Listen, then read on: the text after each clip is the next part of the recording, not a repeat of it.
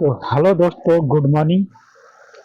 आज मैं दोस्तों अपनी बचपन की जिंदगी की कहानी के बारे में आप लोगों को शेयर करना चाहता हूँ, आप लोगों के बीच में रखना चाहता हूँ। तो दोस्तों मेरी बचपना की जिंदगी कैसे कटी है, मैं आप लोगों के बीच में इसलिए बताना चाहता हूँ कि मेरा दिल हमेशा कहता है अपनी हर दुख की कहानी लोगों तक पहुँचा और शेयर कर। तो हम अपने दिल को, सच को छुपा नहीं सकते और उसको उजागर कर देते हैं। जो भी मेरे अंदर सच्चाई रहता है उसको मैं दुनिया के सामने ला के रख देता हूँ, छिपा नहीं सकता। तो चलिए मैं अभी अपने बचपन की कहानी को स्टार्ट करते हैं। तो दोस्तों मेरा जन्म एक होता है, तो जन्म के बाद हमने देखा एक दैवी एक रोशनी की प्रकट मैंने देखा था। उसके बाद मुझे कई दिनों तक ये चीज़ों को याद नहीं था। चलिए ये तो बहुत जन्म की बात है। और आगे की ज़िंदगी में मैंने बचपन में ज़्यादा खेला कूदा करता था और मेरी उम्र कम से कम 6 साल की उम्र था।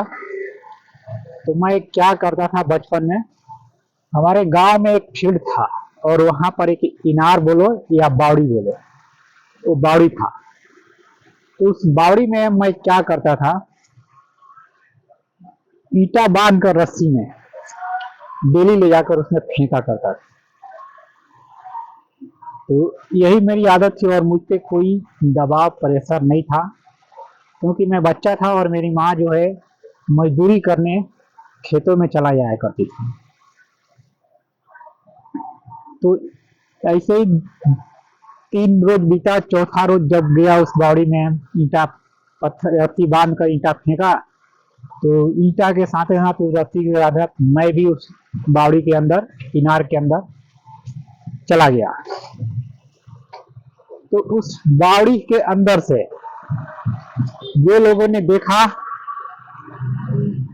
और समझा, वो लोगों ने आवाज उठाया कि ये लड़का इसी में गिरा है। बाकी लोगों ने कहा था कि हम लोग कैसे माना जाए, अब तक गिरा होता है तो बाहर आ जाना चाहिए। तो वहां पर एक साधु नाम के व्यक्ति थे, साइकिल बनाते थे। उन्होंने सुने और सुने तो वो उस इनार में डुबकी ढुके और बहुत ही नीचे अंदर गहराई तक ढूंढे, 2 बार ढूंढे, मैं नहीं मिला। और मेरा आत्मा जो है उस बावड़ी के ऊपर आ गया था, शरीर में नहीं था। शरीर में था नहीं, बावड़ी के ऊपर आके मैं बैठ गया था और बैठकर आराम से देख रहा था। तब तक तीसरी मरतबा उस साधु ने कूदा, और कूदा तो काफी गहराई में गया और जो पानी निकलने का जमीन के नीचे से सुराख होता है ना, उसी में मैं जाकर फंस गया था। मेरा ये गर्दन जो है फंस गया था। तो उन्होंने मेरा अंगूठा, पैर के अंगूठा पकड़ा और पकड़ के मुझको ऊपर लेकर आया। और ऊपर लाया तो कम से कम मुझको बावड़ी में से ढूंढते ढूंढते 35 मिनट हो चुका था। 35 मिनट के बाद मैं बाहर आया। मुझको बाहर निकाल कर सब लोगों ने मिलकर मुझको चारों तरफ से नचाया। पानी पीकर मैं पूरा भरपेट हो गया था। नचाने के बाद मेरी सारी पेट में का पानी जो बाहर आई, तो डॉक्टर को दिखाया गया। मुझे अभी भी होश नहीं था। जब डॉक्टर हमको सुई लगाया हमारे ऊपर पे, तब मुझे लगा कि अब किसी ने मुझे काटा, ऐसा लगा। और काटके से मैं तेजी से रोते रोते उठ कर बैठ गया। तो उस वक्त की बात है जिस वक्त ये दुख और तकलीफ की हालात थी, और उस वक्त खाने में भी आफत थे हम लोग। और मेरी 2 बहन भी थी। उस वक्त मेरी 2 बहन भी थी और तीसरी बहन छोटी थी, 1 डेढ़ साल की थी। तो वो हालात को देखा और उस प्रक्रिया से जैसे मैंने धीरे धीरे थोड़ा 7 साल के हुआ, तो 7 साल के हुआ तो मेरे घर पे मेरी माँ एक गाय खरीदा, और गाय खरीदा तो वो मेरे मौसा लाकर बांधे थे गाय। तो उससे थोड़ा सा आराम हुआ और बनिहारी करना बंद नहीं हुआ था। तो हमारे गांव के हम लोग बुआ कहते हैं, देरान उनका नाम है, और उन्हीं के घर में मेरी माँ जो है, उन्हीं के खेत में मेरी माँ जो है बनिहारी करने बरोबर जाया करती थी, मजदूरी करने जाया करती थी। तो मैं भी उस एक दिन खेत में गया, और खेत में गया तो वहां से बहुत सारा मोटर तोड़ के लाया, एक एक खीरा तोड़ के लाया, और उस मोटर को ढेड़ी पकाने के लिए घर में आया। घर में आया तो मैंने उस मोटर की ढेड़ी को पकाने के लिए चूल जो रहता है खाना बनाने वाला, उसमें मैंने थोड़ी सी आग लगाई, और बांस में चादर लटकाया गया था सूखने के लिए, और उस पर मेरा ध्यान नहीं था कि चादर में आग पकड़ ले। तो वो मोटर वोटर डाल दिया, और चूल का आग जो है ऊपर लाफ हमारा, तो चादर सूखा हुआ था, वो उसमें पूरी तरह से पकड़ लेता, आग पकड़ लेता है। तो मेरे अंदर एक डर बन जाता है कि अब माँ आएगी तो मुझे बहुत ही ज्यादा मारेगी। अब तो क्या है, सब लोगों ने मिलकर आग को बुझा देता है, चादर को बुझा देते हैं, और मैं क्या है जाकर, गेहूं के सीजन था, ठंड का सीजन था, और जाकर गेहूं के खेत में जो है बैठ गया। पंडित जी का खेत था, उसमें गेहूं ज्यादा बड़ी हुई थी, और उसमें जाकर मैं बैठ गया। सब लोगों ने घर पे मुझे दिन भर ढूंढा, लेकिन मैं दिन भर मिला नहीं, कहीं नहीं मिला, क्योंकि वही जाकर मैं शांत से बैठ गया था, पूरी दिन वहीं बिता दिया बैठे बैठे। बच्चा का जीव डर का बैठे। रात के समय निकल कर आया, बाजार के रोड के तरफ निकला था, और निकल के आया तो हमको पकड़ के लाए और हमारे घर पे हवाले कर दिए। तो वो दिन तो बीत गया। 2-4 दिन बीतने के बाद हमारी माँ हमें बहुत ही ज्यादा जो है मारा, और वो भी अपने हिसाब में ही मुझको मारता था, कोई ज्यादा हमें चोट भी महसूस नहीं हुआ करता था। तो माँ की ममता तो ममता ही होता है। ऐसे ही कुछ दिन बीतने के बाद होता है कि कुछ दिन के बाद हमारी माँ जो है एक भैंस खरीद के लाती है, कैसे भी करके इकट्ठा करके भैंस खरीदा, और भैंस खरीदने के बाद हमको भैंस पे चराने के लिए भेजा करता था। जब हम भैंस चराने के लिए जाया करता था, इधर एक बार भैंस पर बैठा दिया और भैंस ने दौड़ लगाया तो तुरंत मैं गिरा। तो ये अच्छा हुआ था कि भैंस ने जो है मेरे ऊपर पैर नहीं रखा था, और मुझको उतना समझ नहीं था।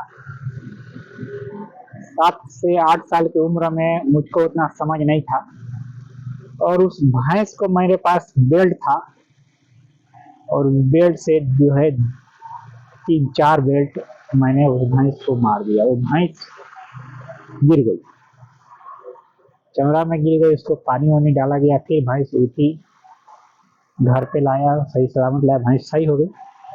लेकिन वो दर्द मैं उससे देखा नहीं गया उस भैंस के ऊपर। फिर मैंने सोचा कि नहीं, आज के बाद किसी भैंस और जानवर को चोट नहीं दूंगा, क्योंकि ये सब बेजुबान है। उस बचपन में मुझे इतना ज्ञान हुआ कि मैं किसी जानवर को चोट आज के बाद कभी नहीं दूंगा, और सच में मैं किसी जानवर को जल्दी चोट नहीं अब पहुंचाता। तो इस हालात से देखा तो एक वक्त की दिन था, ये हकीकत बात है, मैं बता रहा हूँ। हमारे गांव के बगल में दरगाह है, और तो दरगाह पे एक व्यक्ति का जो है बगीचा बगीचा है, और उसने उसने एक लीची लगाया था। लीची का पेड़ लगा था, उस पे 2 लीची फड़ा हुआ था और मैं भी देखा था। और मैं गया था अवस्था में भैंस चराने के लिए गया था, और उसका नाम पप्पू है। वह बिगर देखे बिना अंदाजे लगाए मेरे हमारे ऊपर जाकर आरोप लगा दिया, झूठा आरोप लगा दिया। क्योंकि बच्चा का जीव था, अगर आम बचपन में गिरता था तो उसके बगीचा में मैंने एक आज तक नहीं गया। दरगाह पर भी जाता हूँ तो बस कोई चीज से दिलचस्पी नहीं रखता हूँ। तो उसने हम पे आरोप लगाया अवस्था में आकर, और अवस्था में आया हमसे झगड़ा भी किया। झगड़ा किया तो बोला कि मेरा लीची क्यों तोड़ा। मैंने बोला भाई मैं तेरा लीची तो तोड़ा नहीं हूँ, बाकी तो इनसे झूठा आरोप लगाया। ऐसे ही झूठ पे आरोप लगाया। उसका बड़ा भाई आया मुन्ना, तो आया तो हमको इतना तेज, बच्चा तो था ही, इतना तेज इस हाथ पर 2 डंडा मारा कि ये दोनों डंडे का निशान जो है इस हाथ पे उखड़ गया। और मेरे आंख से आंसू आ गया, मैंने रोने लगा। रोने लगा तो मुझे गुस्सा और क्रोध दोनों था। घर पे मैं भी आया, तो मैं भी जो उसके शाम के टाइम आया, और वो पूरा चोट लगी थी हाथ में, और उसी क्रोध में मैं भी गया था। छोटी सी चाकू थी, वो लेकर गया था, आज उसको मारूंगा, मुझको झूठ बोला, मारा है मुझको, ये काम है। तो उसके दीवार पर भी देखे कि वह सब लोगों ने हमारे ऊपर हमला करने पर तैयार हो गए। वो दिन मैं भूला नहीं। उसने एक गांव के हमारे राजा भाई हैं, राजा लाल नाम है, उन्होंने गए हाथ पकड़कर हमें खींच कर साइड कर दिए। साइड करने के बाद हमें इस बात को याद होने लगा, और मैंने कहा कि हे ईश्वर, इस दुनिया में तो मैं भेज दिया और मैं बच्चा हूं, और इस पे मुझको झूठा अंजाम लगाकर इतना बड़ी सजा। उस वक्त मैंने मेरे दिल से यही निकला, आखिर इस दुनिया में आया तो क्यों आया, क्या करने आया। उसके बाद मैं खामोश हो गया और शांत हो गया। और कुछ दिन बीतने के बाद 9 साल की उम्र में जो है मैं मुंबई आ जाता हूँ अपने बाप के साथ। बचपन में माँ का प्यार नहीं मिला, मुंबई आ जाता हूँ। मेरा पिताजी जो है मुंबई लेके चले आते हैं, लेकिन मुंबई आने के बाद मेरा मन नहीं लगता, मेरा मन लगता नहीं था यहाँ पर, क्योंकि बचपन में माँ का साथ छूट जाता है। यार जब यहाँ पर रहा करता था भिवंडी के अंदर रूम पर अकेला, और रूम पर अकेला रहा करता था, तो यार बहुत ही ज्यादा रोया करता था। इतना ज्यादा रोया करता था मैं, घर की याद आता था। ऐसे ही करते मुझे 3 बरस यही बिता दिया मुंबई में। घर पे जाने का नाम ही निशान नहीं ले रहा था। और 3 बरस बीतने के बाद हम धीरे धीरे क्या करते हैं, कार्डिंग मशीन चलाने लगते हैं। हमें पढ़ाया जाता था, ऐसी बात नहीं है। 3 बरस बीतने के बाद 3 बरस में पहले हमारा नाम लिखाया गया मराठी स्कूल में, रावजी नगर। हमें पढ़ाया जाता था, लेकिन हमें मराठी बोलने ना समझने कुछ आता ही नहीं था। और जब भी स्कूल में जाता था तो हमसे छोटे छोटे बच्चे रहते थे, 1ली क्लास की स्कूल, और हम पे सब बोलते थे इतना बड़ा हो गया कुछ नहीं आता। तो मैंने बोला कि भाई मुझे मराठी में कुछ नहीं आता, पर हिंदी में मुझे हमको बहुत कुछ आता है। मैं हिंदी में 20 तक पढ़ा आता है। उन लोगों को बताया, मास्टर को भी बताया, तो मास्टर बोले ठीक है आप जो है हिंदी में पढ़ कर सुना। तो हमने हिंदी में अपने भाषा में भोजपुरी में 2 के पढ़ा शुरू किया था पढ़ना। तो सब लड़के उसमें जितने बच्चे थे सब मुझको देखकर हंसते थे, मजा उड़ाते थे। मैं किसी को कुछ बोलता नहीं था, किसी को कुछ बोलता नहीं था, सुनकर चले आता था। तो ऐसे ही मेरा दिन बीत जाता है, 1 2 साल उसमें। 3 साल बीत जाता है। 3 साल में एक पहली बार स्कूल छोड़ दिया मैंने। वो कैसे छोड़ दिया, उस क्लास में एक कैंची लेकर आया था। एक जो है लड़का था, वो कैंची लेकर आया था, और वो कैंची मैं भी लेके गया था। तो वो कैंची मुझे लगा कि यही कैंची, ऐसे तो सेम वही कैंची था। मुझे ऐसा लगा कि वो कैंची मेरा ही है, और मैं भी लाया था तो स्कूल में ही गायब हुआ था, मिला नहीं। और उसे देखकर मुझे ऐसा लगा कि मेरा ही है, लेकिन ऊपर वाला जाने, सेम टू सेम था वैसा ही। तो मैंने उस कैंची को लिया, बोला कि देख भाई, यही यही मेरी कैंची है जो मैंने लेके आया था 2 दिन पहले, और मेरा पिताजी ढूंढ रहे थे, मिला नहीं, उनको बताया नहीं, तो कैंची दे दो हमको। तो उसने नहीं दिया, तो हमने छीन कर लेकर भाग आया। तो सामने बाहर वो लोग हमसे मारा मारी भी किए, फिर भी मैंने वो कैंची उनको नहीं दिया और लेकर चला आया रूम पर। रूम पर भी आए वो लोग, लेकिन रूम पर आए तो वहाँ पर खाला नाम की थी, सोलापुर के रहने वाले, उसने डांट कर मार कर भगा दिया सबको। बोला कि आज के बाद इसके पास आने का नहीं। एक तो ये बिना माँ के रहता है, और ऊपर से तुम लोग इधर आते हो जिम्मेदारी करने। मैंने उन लोगों को बताया कि मैं कैंची 2 दिन पहले ले गया था बनाने के लिए, चित्र काट के, और इन्हीं के पास पाया तो मैं लेके चला आया, और इसके लिए लोग झगड़ा किया हमसे। तो उसके बाद से मैं स्कूल जाना ही बंद कर दिया। तो उसके बयान वेला से स्कूल जाना बंद कर दिया। धीरे धीरे क्या किया, काटी मशीन फिराने लगा। जब मैं काटी मशीन फिराने लगा तो कहीं 50 रुपया मिलता था काटी मशीन फिराने का, एक दिन का।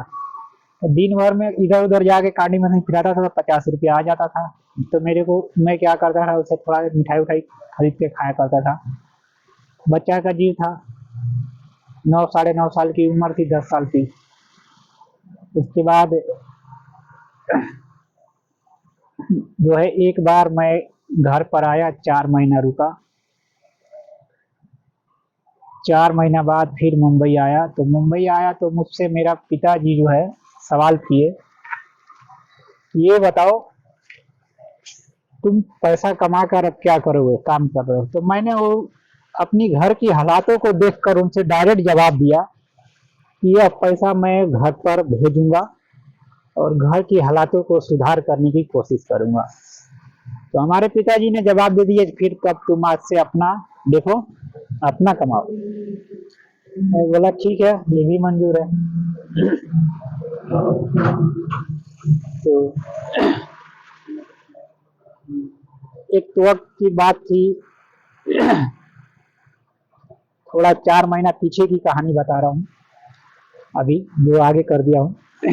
जो घर नहीं गया था पहले, उसके पहले जब कांडी मशीन फिराया करता था अपने पिताजी के कारखाने में, तो मैंने पहली पगार अपने पिताजी को उठाकर 600 रुपया दिया था, और दूसरी पगार उनको उठा कर दिया तो उसमें से मैंने 120 रुपया नहीं दिया, 500 रुपया दिया। तो उन्होंने हमारे 500 रुपया उठाकर फेंक दिए। तो वो भी मैंने पैसा ले लिया, और मेरे पास बचपन से लेके आज तक मुंबई में जब से आया था, सिर्फ 10 रुपए की चड्डी पहना करता था और बंडी पहना करता था। 10-15 रुपए की चड्डी मिलती थी, हाफ चड्डी मिलती थी, वही पहना करता था मैं। उसने फेंका तो मैंने वो उसने पूछा क्यों रखा, मतलब मैंने उसको सीधा जवाब दिया कि भाई मुझे कपड़ा खरीदना है और मुझे कपड़ा पहनने का शौक है, मैं अच्छा सा कपड़ा खरीद कर पहनना चाहता हूँ। तो उन्होंने पूरा पैसा उठाकर फेंक दिया, कोई दिक्कत नहीं। मैं गया, पैसा उठा लिया, पूरा रख लिया, रोड पर गया, 60 रुपए का फुल पैंट खरीदा और एक जामा खरीदा। तो जामा खरीदा तो मुझे पेन देखने में भी अच्छा लगा और पहनने में भी अच्छा लगा, क्योंकि पहली बार ऐसा रिंग किया था और ऐसी खरीद कर हमको इतना, पहली बार जीवन में फुल कपड़ा पहना था हमने, और रिंग करके घूमने का। बचपन से ही मुझे ख्वाहिश है कि मैं अच्छा से अच्छा कपड़ा पहनूं और अच्छे से अच्छे जूता मोजा पहन के मैं भी तीन टांग में रहूं, लेकिन ऐसा हुआ नहीं। तो पहली बार वो कपड़ा पहना, 2 दिन बाद हमारा पिताजी देखा और कपड़ा पहनते हुए, और वो मैंने क्या किया, 500 रुपया जो बचा था ना, वो ले जाकर मैं मनी ऑर्डर कर दिया घर के लिए। घर के लिए मनी ऑर्डर कर दिया। उतना मैं पढ़ ले लिया करता था, नाम वाम लिखना और पढ़ना इतना कर लिया करता था। और जो पढ़ाई लिखाई थी मेरे मामा की बताई हुई थी। और हमारे मामा रामाजी मामा है, नाम उनका रामाजी मामा है। और धनपुर हमारे मामा का गांव के ये मामा ही हम इनको बोलते हैं, हमारे बगल में ही रहते हैं अभी। उन्होंने हमें इतना कुछ पढ़ना सिखाया, कुछ पढ़ना सिखाया। छठूलाल मामा जो मेरे खास हैं। और कुछ रास्ता में ट्रेनों पर सफर करना, ट्रेनों पर चलना, स्टेशन पे पहचान करना, हमारे मामा जी छठूलाल मामा ने बताए। तो इससे हमें कुछ अभ्यास हुआ। बैंक में धीरे धीरे पैसा किस तरह भेजा जाता है उसका भी अभ्यास धीरे धीरे लोगों से हमने सीखा। सीखने के बाद एक दौर था जब मैं गांव चला गया। 4 महीना बाद जब मैं आया गांव से, आने के बाद जो है मैंने देखा कि हमारे पिताजी जब सवाल किए कि अब पैसा कमाकर तुम करोगे क्या, तो मैंने घर की हालातों को समझकर मैं बोला कि भाई ये तो पैसा मैं अपने गांव दूंगा, माँ को दूंगा और घर की हालातों को सही करूंगा। मैंने ये सारी चीज ठान लिया। तो उन्होंने डायरेक्ट हमारे पिताजी जवाब दिए कि खुराकी लगेगा आज के बाद और आपको खुराकी भरना पड़ेगा। तो हमने जवाब दिया उनको कि ठीक है, हम खुराकी भरेंगे, वो भी देंगे, लेकिन यह अगर आदमी बगल में खाना पीना खा रहे हैं तो इनका भी खुराकी लगेगा। तो उनको बहुत ही चोट लगा, हमारे पिताजी को चोट लगा। तो उन्होंने डायरेक्ट बोले कि भाई 2 दिन बीता, 2 दिन बाद हमको मार कर बोले कि यहाँ से, उन्होंने हम पे झूठा आरोप लगाया। हमारे पिताजी हमारे ऊपर ही झूठा आरोप लगाया, बोला कि मैंने इस बाल्टी में पैसा रखा था, तेरे सिवा कोई लिया नहीं है, तू बता पैसा क्या किया। मैंने उनको डायरेक्ट जवाब दिया, तुम्हारा ना बाल्टी छुआ हूँ ना कुछ किया हूँ, आया हूँ रात को खिचड़ी बनाया हूँ, खाया हूँ, तुमको पहुंचाया हूँ, बाकी इसमें क्या है क्या हमको नहीं पता। उन्होंने मार कर हमको भगा दिया। हम भी निकल गए रूम से और चले गए अपने मामा के पास रहने लगे। 2-4-10 दिन बीता तो हमारे मामा लोग आए, सवाल किए, सवाल जवाब किए। तो मैंने उनको डायरेक्ट जवाब दे दिया कि मैं इस आदमी के साथ अब रहना नहीं चाहता हूँ। भले ये हमारा पिता है लेकिन मैं इसके साथ रहना नहीं चाहता हूँ, क्योंकि मैं बचपन से लेकर आज तक रहा हूँ। ये मुझे कभी अच्छा शिक्षा नहीं दे सकता। और इसके पास मैं आप लोगों को क्या बताऊं, ये हमेशा हमसे गलत तरीका से इस्तेमाल करता है।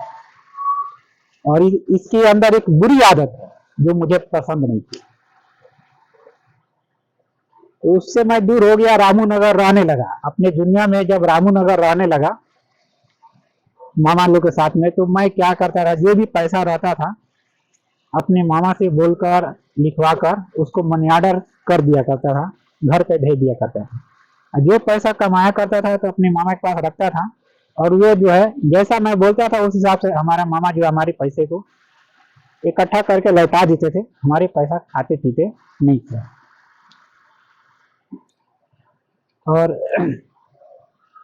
इसी तरह हमारा समय गुजरते गया, बीतते गया।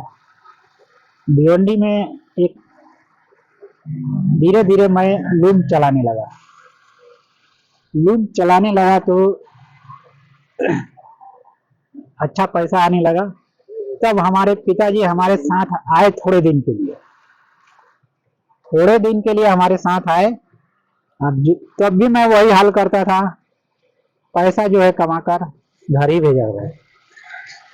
लूम चलाना एकदम स्पॉट हो गया। तो धीरे धीरे क्या है 2003 में मैं धीरे धीरे जकार्ड चलाना शुरू कर दिया। जकार्ड चलाना शुरू किया 2003 में। तो 2 लूम चलाया करता था एजेंटा कंपाउंड में, भिवंडी में, भावन नाका पप्पू सेठ के इधर। 2 लूम से 3 लूम किया गया, 3 लूम से 4 लूम किया गया। तो मैंने लगातार ड्यूटी किया वहाँ 3 साल पप्पू सेठ के इधर। तो मैंने फोन किया, पहले तार वाला टेलीफोन चालू हो गया था 2003 में, तार वाला टेलीफोन जो है चालू हो गया था। तो मैंने घर पे फ़ोन किया तो मैंने बताया कि मैं ये काम सीख गया हूँ और अच्छा तरक्की कर रहा हूँ, मैं अब कुछ करूँगा, बनाऊँगा। उस काम से हमने 2 टाली ईंटा गिराया था। 2 टाली ईंटा गिराया था घर पे और मैंने सोचा कि अब इसको बनवाया जाए। 2 टाली से धीरे-धीरे उस काम करते-करते 4 टाली, 6-7 टाली ईंटा गिरवा कर जो है घर की बाउंड्री निकाल दिया था। नींव निकल गई थी, घर की बाउंड्री निकल गई थी और निकलने के बाद बहन का भी शादी हुआ। तो बहन के शादी में जो है एक बड़ी बहन के शादी में तो कोई खास उस समय खर्चा नहीं था। उसमें का भी मतलब मात्र मैं 4,000 रुपया, उसमें 4,000 रुपये के मायने होता है, 4,000 रुपये कर्ज भरा था, कर्ज दिया नहीं था। उसके गौना की बारी आई थी तो इधर से गया था तो जो भी मेरे पास सामान था, 700 रुपया था मेरे पास और जो भी बाकी जो सामान था वो भटनी स्टेशन पे हमारा सब ले लिया। उसके गौना के बेरी गया था तो भटनी स्टेशन पे हमारा सब कुछ ले लिया। लेने के बाद से मेरा बॉडी शरीर जो है सही सलामत घर तक पहुंच गया। पहुंचने के बाद 3-4 महीना रुका था तो रुकने के बाद फिर मुंबई आया।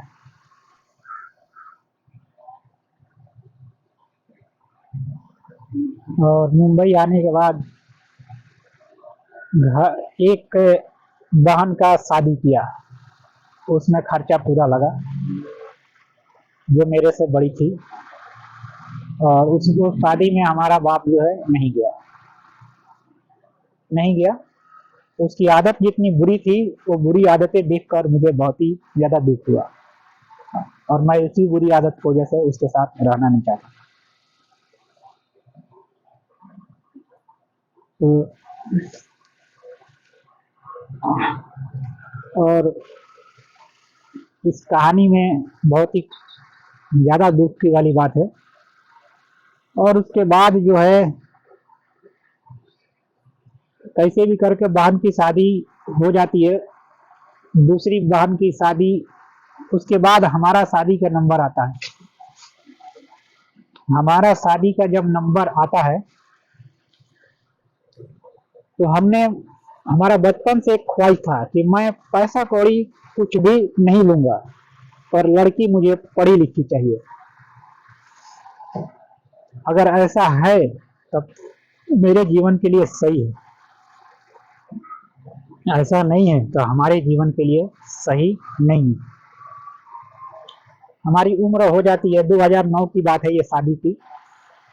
हमारे बहनोई जो है अपने मौसी के लड़का से रिश्ता लगाते हैं और हमने जब उनसे सवाल किया और इनकी मौसी आई थी हमें देखने के लिए और मैं भी पतला हो गया था उस समय, खाया मेरा भी शरीर पतला हो चुका था क्योंकि ज़्यादा काफ़ी मेहनत करता था यहाँ पर। और घर सब लिंटर पर जुड़ाई थी, लिंटर पर से कोई घर जुड़ा नहीं था, बाकी था।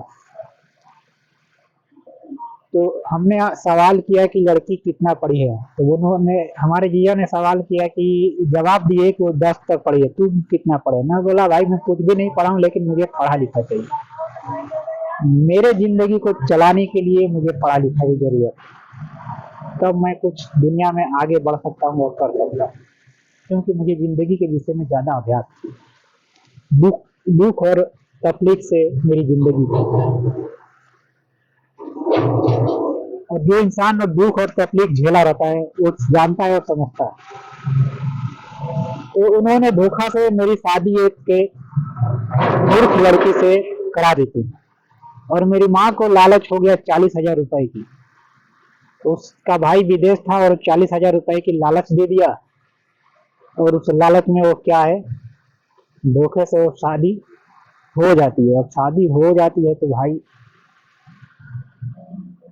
पढ़ा लिखा तो है नहीं और वो औरत बकरी चराई थी और पाखंडियों की बातों में उलझी हुई उसकी जिंदगी पहले से ही बर्बाद थी। जब ये इस तरह की हालात को मैंने देखा उस घर में, उस लड़की के रंग ढंग देखा, उस लड़की की चाल स्वभाव देखा, मतलब अपनी जो मेरी बीवी थी उसकी चाल स्वभाव देखा, उसकी हालातों को देखा, उसके घर पे जाकर देखा। मुंबई से शेख परसा होता था, शेख परसा से मुंबई होता था। मैं जो मुझे तरक्की करने की आदत बनी हुई थी, वो तरक्की करना वहीं से हमारा बंद हो जाता है जब हमारी शादी होती है उस लड़की से। तो शादी हो जाती है, गावना हो जाता है। गावना के बाद जब 2011 से जो हमारी जिंदगी जो है, वो औरत हमारे साथ ऐसा व्यवहार शुरू किया कि ना मैं ऊपर ही चढ़ पा रहा था और ना ही नीचे आ रहा, बीच में अटक गया। और मेरे पास 70,000 कर्जा था मेरे शादी में। मेरी माँ की शौक थी कि मैं बहुत ही अपने बड़ा लड़के का धूमधाम से शादी करूं। 70,000 की हमने गहना भी बनवाई थी। इस समय गहना की कीमत ज्यादा है, उस समय के गहने की कीमत उतना थी। लेकिन यह मूर्ख लड़की कभी दीनदयालपुर तो कभी पारसा से गए। 2011 में दिसंबर महीना में उसने पारसा गया। 10वां महीना में, जब 10वां महीना में सही था, 10वां महीना में पारसा गांव में गया तो वह हमारे घर 2 साल हमारे घर नहीं आए। 2 साल।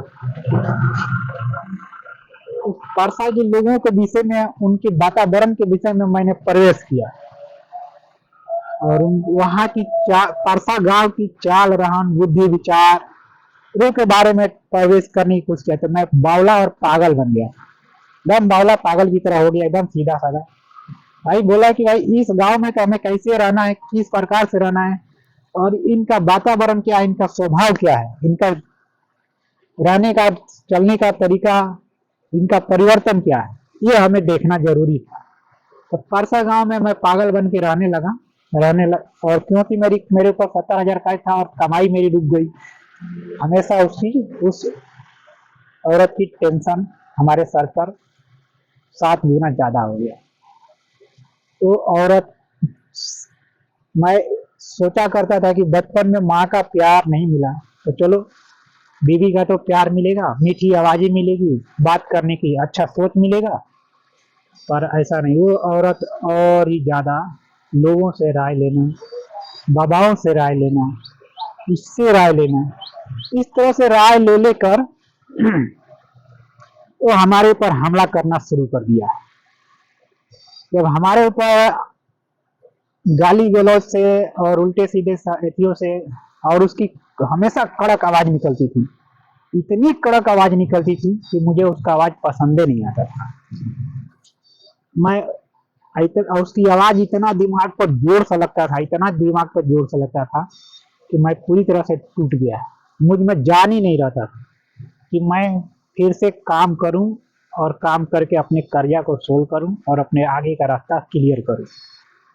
मुझ में जान ही नहीं आता था। मैं लगा आलू प्याज बेचने, इसी बम्बई में लगा आलू प्याज बेचने, और ठेला पर आलू प्याज बेचने लगा। जो आदमी उस दौर में 10 से 12,000 रुपया कमा रहा था, आज के दौर में तो ज्यादा होता है, लेकिन उस दौर में 10 से 12,000 रुपया कमा रहा था, वो आदमी 1,500 रुपया कमाना भी दुश्वार हो गया था। 8 से 900 रुपया बचता था तो मैं जाता था मार्केट, 4 गोनी 5 गोनी आलू लोड करता था तो लेके आता था और बेचा करता था। ये हाल हो गया, आलू प्याज बेचने में हो गया। और मेरा लड़का भी उसके पेट में पल रहा था, लड़का भी पेट में पल रहा था। लेकिन लड़का जब हुआ तो मैं गया। लड़का वो भी औरत, मूर्ख औरत, मुसीबत का सामना किया बच्चा पैदा करते समय। उसकी माँ भी उसी तरह थी, उसी वातावरण में थी जो सही उसका वातावरण नहीं था। और ये ऐसे अंधविश्वासियों को जाल में बचे हुए थे कि उस लड़की का जिंदगी जो है, मैं समझता हूँ कि वो तो मूर्ख थी, पढ़ी लिखी अनपढ़ गंवार, पढ़ी लिखी तो नहीं थी, अनपढ़ गंवार एकदम जाहिर थी, बकरी चराने वाली, घास काटने वाली। उसके साथ पाखंडियों ने तो उसकी जिंदगी की पहले से ही तबाही मचा रखे थे। इसलिए इस वातावरण के अंदाज से हमको समझ में आया कि ये तो इसकी जिंदगी तो पहले से इसको बर्बाद कर चुके हैं, ये हमारे जीवन में क्या सुधार करेगी और क्या लाएगी। हमें अपने जिंदगी को मुक्त करने की इससे सोचना पड़ेगा, ताकि मैं आने वाले समय में कुछ तरक्की करूं और कुछ जो ये बच्चा आने वाला है उसके भविष्य के बारे में सोचूं। लेकिन ऐसा हमको करने में 10 साल बीत गया। 2014 में बहन की शादी होती है, तो शादी में आई हमारे घर, और हमारे पास कर्जा सोल्व नहीं हुआ था। 2010 से लेकर 2014 तक कर्जा सोल्व नहीं पड़ा, क्योंकि मैं उसके टेंशन इतना हमको दे दिया था, इतना ज्यादा टेंशन कि मेरे पास एक ईंट उठाकर एक दीवार जुड़ाने की ताकत नहीं था, इतना ज्यादा चलने की शक्ति नहीं थी। ऐसी हालत हमारा बना देती है उस मूर्ख औरत। इतनी परिस्थिति हमारा बुरा कर देती है उस मूर्ख औरत कि मैं सोच में पड़ जाता हूँ कि एक तो बचपन से बाप की शानाशाही, और बचपन में हमारा बाप कहा करता था कि जब भी तेरी शादी होगी तेरे साथ सही सलामत, तेरी बीवी के साथ तेरे साथ सही सलामत मैं रहने ही नहीं दूंगा, और हम लोग उसको रखेंगे। मैं ये सारी साना सुनते चला आया था, मतलब जाने तो साला जो बोलता है ये सही बोलता है, लेकिन वो भी वही काम किया मेरा बाप। और मेरी वाइफ को उसको मेरा चेहरा पसंद नहीं पड़ता। जिंदगी में कैसे आगे बढ़ना है, कैसे बात विचार करना है आदमी से, वो चीज उसके अंदर अब देखा कि है ही नहीं।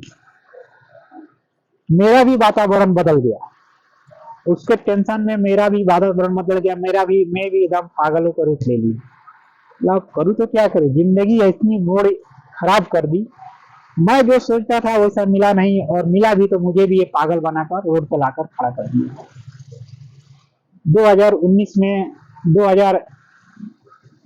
में बहुत बड़ा घटना होती है। एक घटना के जो है बाद में शेयर करूंगा। घर के अंदर ये बात बिगड़ जाती है, कैसे बिगड़ती है वो भी आप लोगों को शेयर करूंगा। तो इस तरह से करते गया। 2016 में हमारी वाइफ का थोड़ा वातावरण मुझसे थोड़ा अच्छा लगा, तो घर का दलान डाला गया, और लिंटर पहले जो घर का काम था वो हुआ था। और मैंने सोचा कि अगर इस तरह से इसका वातावरण और ऐसा ही बना रहेगा तो और भी कुछ मैं आगे कर सकता हूँ, ऐसा मैंने सोच लिया था। और कर्जा लेकर दलान को ढलवाया था, 1.5 लाख रुपया कर्ज लिया था। ढला वाला 1.5 लाख उसका मेरे छोटे भाई का लगा था, और वो दलान उलान ढला के कंप्लीट हो गया, और मैं बाकी पैसे का ब्याज भी भरा था। 2019 की बात जो है बाद में शेयर करूंगा आप लोगों को। फिर आज की कहानी में मैं तो इतना ही बता रहा हूँ, लेकिन जितनी भी मेरे जीवन में घटी घटनाएं कहानी है, इस सारी कहानियों को जो है आप लोगों के सामने रखूंगा और शेयर करूंगा इसी तरह। और ये जो भी हमने बातें बताई है ये सच है। हमारा पिता कोई अच्छा नेचर इंसान नहीं है, गलत तरीके का इंसान है। उसके पास अगर बढ़ जाओ तो कोई अच्छी बात हमसे नहीं करता है, सिर्फ गलत ही बात करता है, गलत ही सुझाव देता है, गलत ही बात बोलता है, कभी हमसे अच्छी बात नहीं बोलता है। ये उसके साथ भाग गई तो इसके है, तो वैसा है तो वैसा है, इसी तरह की मतलब एकदम ओपन गलत बात हमसे करता है इसके साथ। इसीलिए मैं उसकी इज्जत अपने पिता की नहीं करता हूँ, और ना ही उसको मैं मानता हूँ, और उससे अपने से दूर बना के रखता हूँ। हमारे बीच में जो पैदा हुआ, कुछ घर वालों को भी कमी है, कुछ हमारी सास का भी कमी थी, और सबसे ज्यादा मूर्खना इस औरत की थी, जो इसके अंदर ना बात करने की टैलेंट था, ना किसी पढ़े लिखे इंसान से दर्शन था, सिर्फ बाबाओं के औझाओं का साथ इसके साथ ज्यादा लोग थे। मैंने इसके चक्कर में ना जाने 2 लोगों को मार दिया था। एक तो मारने के मैं प्रयास किया था, शेख परसा मठिया परसा गांव में जो नाहर के बगल में चमार है, उससे जब सवाल किया इस सारी चीजों के बारे में, पखंडियों लोगों के बारे में सवाल किया, वहां मारने की मुझे प्लान हुआ उसको। ये साला, मैं बोला ये साला गलत रास्ता क्यों देता है, तबीयत खराब है तो दवा की जरूरत होती है, डॉक्टर की जरूरत होती है, दवाओं की जरूरत नहीं होती है। तो ये अगर प्यार में मियाँ बीवी में प्यार है तो उसको मिलाने की जरूरत होती है, उसको सही सुधार करने की जरूरत होती है, उसकी वातावरण को सही करने की जरूरत होती है। तो ये साले लोग गलत सुझाव देके दोनों में बिछड़ाव डालते हैं। अब बिछड़ाव डालते हैं तो दरार बनता है, दरार बनता है तो सही है कि दोनों बगल का वातावरण बिगड़ेगा। जब दोनों बगल की वातावरण बिगड़ेगा तो सही है कि टेंशन बनेगा, टेंशन बनेगा तो ना वो तरक्की कर पाएगा ना ये तरक्की कर पाएगा। और ये मूर्ख औरत से बाबा लोग कमाई करके अपना घर चमका लेते हैं, अपने बीवी के साथ ऐश करते हैं, और ऐसे ऐसे मूर्ख स्त्रियों के साथ भी बाबा लोग संबंध बना लेते हैं। इसीलिए बाबा लोग खा पी के हाथे काटे होते हैं और वो लोग हमेशा चालाक होते हैं। ऐसे पाखंडी बाबा लोग के पास आप लोग कभी जाने की कोशिश ना करिए। और आप लोग को अगर सही मायने में कहीं जाना है, अच्छे मंदिर पर जाइए जहाँ संस्कार मंदिर हो, अच्छे दरगाह पर जाइए जहाँ आपको सही रास्ता मिलने वाला हो, उम्मीद हो। गीता को उठाइए, उसको पढ़िए, आपकी जिंदगी बदलेगी। बाइबल को उठाइए, उसको पढ़िए, आपकी जिंदगी में रोशनी आएगी। कुरान शरीफ को उठाइए, उसको पढ़िए, आपके अंदर एक ऊर्जा ताकत बनेगी और आप एक काम करने लायक इंसान बनोगे और अच्छा बोलने लायक एक इंसान बनोगे और बहुत ही बढ़िया चीज आगे आप लोगों ने सोचोगे। लेकिन मैंने जो भी आप लोगों की ये कहानी बताई है ना, गीता, कुरान, बाइबल, ये सब तीनों मेरे हाथों में है और इसके आधार पर हमने जो भी कहानी बताया है सच बताया है, झूठ नहीं बोला है। कि मेरी जिंदगी की कहानी है। आज के डेट में भी मैं कुछ लायक नहीं रह गया, क्योंकि अभी मेरा पैर जो है खराब हो चुका है और डॉक्टर हमेशा मना किया है काम छोड़ दोगे सही हो जाएगा। लेकिन मैं काम छोड़ू कैसे? मेरे पास कमाई आएगी कहां से? किधर से मैं कमाऊंगा? इसीलिए मैं एक काम भी नहीं छोड़ रहा हूँ। आज के डेट में मैं बहुत कम पैसा कमा रहा हूँ, 10 से 12 हजार रुपया कमा रहा हूँ बस। एक दौर थी 10 हजार से 30 हजार तक कमाया करता था, यही जकात चलाकर। आज हमारा पैर खराब है तो मात्र उससे वजह से मशीन कम चलाता हूँ, 10 से 12 हजार रुपया कमाता हूँ और इसमें हमारा खर्चा पूरा भी नहीं होता है। इसीलिए मैं यूट्यूब पर काम करके अपनी सारी जिंदगी को शेयर करने वाला हूँ। जितना भी कुछ मेरे साथ घटी घटनाएं कहानी है, तो सारे चीजों को मैं जो है अपने चैनल पर शेयर करूंगा और जब जब मैं मौका पाऊंगा तब तब ये सारी चीजों के बारे में सूचना दूंगा। मेरे जीवन में कितने लोग मेरे पैसे के लूटे, कैसे क्या हुआ, इस सारी चीजों के बारे में मैं शेयर करूंगा और बतलाऊंगा। तो चलिए आज के वीडियो में इतना ही। जय हिंद, जय भारत। आप लोगों से बतलाना चाहता हूँ, किसी बाबा पाखंडी के चक्कर में आप लोग मत पड़िएगा। अगर कोई ऐसा उलझन आ गया आपके बीवी के जीवन में या कुछ ऐसे जीवन में, तो आप मंदिर में जाइए, पूजा करिए, दरगाह पर जाइए, वहां फूल जो भी आपको मन्नत मांगना है मांगिए, मन से मांगिए। लेकिन उस बीमारी को पकड़ने की आप कोशिश करिए कि इसको बीमारी है क्या, तो उसकी सही इलाज कराने की आप कोशिश करिए, तो उसकी इलाज हो जाएगी किसी डॉक्टर के पास, अच्छे डॉक्टर के पास। और उसमें आपको भी समझना है कि इस बीमारी का अर्थ क्या है जो आपसे औरत खुल के नहीं कर पा रही है, इसको भी आपको सोचना है। अगर आप लोग इसके बारे में भी अगर नहीं समझोगे तो औरत किसी न किसी के लिए तुम्हारे हाथ से निकल किसी और के हाथ में चली जाएगी, संभालना बहुत मुश्किल हो जाएगा। तो चलिए आपको लास्ट में जो बात बताई आपको समझ में आ गया है। तो बाबाओं से सहारा कम लीजिएगा, अपना खुद को वैलिडेट बनाइएगा कि उस बीमारी का इलाज कैसे किया जाए। चलिए जय हिंद, जय भारत। फिर मिलेंगे अपनी दुख और भरी और कहानी के साथ, सच्ची कहानी के साथ आप लोग को बीच में शेयर करूंगा। तब तक के लिए जय हिंद, जय भारत।